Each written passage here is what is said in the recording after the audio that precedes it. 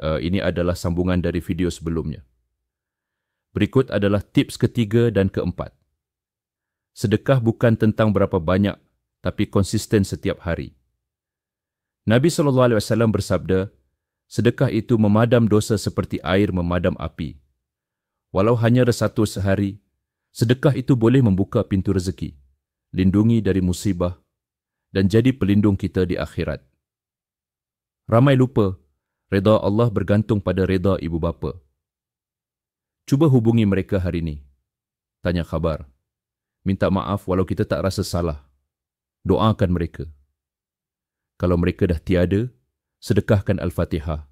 Buat amal jariah atas nama mereka. Hidup kita akan jadi lebih lapang. 4 perkara ni nampak kecil, tapi kesannya besar. Kalau kau nak hidup yang lebih diberkati, tenang dan penuh makna, mula dengan 4 langkah ni hari ini juga. Share video ni dengan kawan dan keluarga. Kita ubah hidup sama-sama.